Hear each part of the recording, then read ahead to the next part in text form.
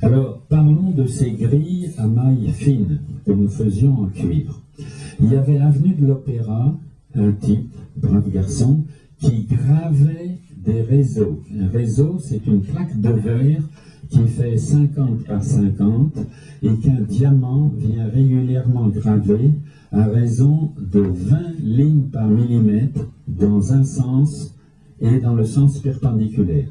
La gravure du réseau strictement expérimental, pour ne pas dire bricolé, qu'on utilisait, la gravure durait 8 jours. Entre 8 et 10 jours, si le métro avenue de l'Opéra faisait trop vibrer l'officine, on le voyait. Alors, vous savez que dans ces plaques de verre, la gravure faite par un diamant est extraordinairement fine. C'est une gravure, c'est à peine une morsure. Alors, une fois qu'on avait ces réseaux, d'ailleurs, le type qui les fabriquait à courir parce qu'on les abîmait, on les cassait, on avait eu besoin assez fréquemment. À Corbeville, on faisait par évaporation des grilles. Alors, c'est comme pour faire la choucroute alsacienne, la recette est compliquée. Dans un évaporateur avec un mauvais vide, disons entre 10-2, 10-3 mm de mercure, dans un creuset, on évaporait du cuivre et ce cuivre venait se déposer sur la surface de ce réseau. Et on ressortait de ce montage un morceau de verre recouvert de cuivre. Mais ce qui était intéressant, c'était de transformer cette plaque de cuivre en une grille. Et la grille, c'était les empreintes de la gravure faite sur ça. Alors, il fallait faire une opération qui est une opération extraordinairement technique, qui s'appelle faire de l'essuyage.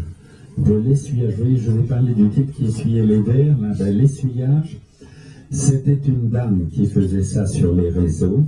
Il fallait essuyer avec un chiffon à 45 degrés de la gravure du réseau.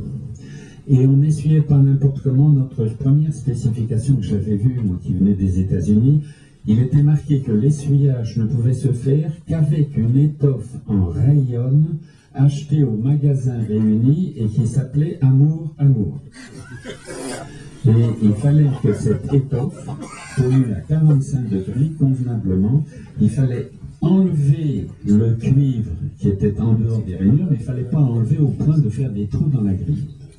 Une fois qu'on avait fait cette opération qui est strictement du domaine de la vaisselle domestique, on prenait ce réseau et on l'introduisait dans un bain de sulfate de cuivre pour faire croître d'un côté la grille par électrolyse. Donc, au bout d'un certain temps, c'était suffisamment épais, bon, c'était pas très épais, quelques microns, pour faire une autre opération qui consistait à faire de la flottation. Vous savez que la flottation, c'est une activité très importante quand on exporte des bois tropicaux d'Afrique centrale. Mais là, il fallait détacher cette grille à peine formée du réseau. Et ça se faisait en laissant tomber le réseau dans une cristallissoire où il y avait de l'eau et on essayait de récupérer avec une pince à dessin la grille. Et ensuite, on était maintenu et on faisait une deuxième croissance électrolytique pour le côté qui avait été côté réseau. Et ce qu'on cherchait, c'était donc les 20 mailles millimètres et si possible une transparence entre 40 et 50%, ça aurait été l'idéal. Donc on avait un petit rideau, vous voyez ça, un petit rideau de cuivre. Alors ensuite, il fallait le monter pour en faire ce qu'on appelle la cible. Et on avait une rondelle de métal, de Cova ou d'autres. Et on rapportait ça par point de soudure. Et alors on avait un mauvais rideau. Vous voyez ce que je veux dire? C'était pas tendu parce que si on tendait trop, ça faisait un trou, c'était foutu. Alors on tendait ça le mieux qu'on pouvait. Et ensuite, on emmenait ça dans le four à vide et on faisait une croissance cristalline. C'est tout à fait comme on fait la cuisine dans la maison. C'est pour ça qu'on avait le four au château. On faisait cuire et au fur et à mesure qu'on faisait cuire, la croissance cristalline tendait ce petit cercle sur lequel il y avait cette grille. Et c'était la base d'un support que ça nous servait soit comme grille, soit comme support de cible.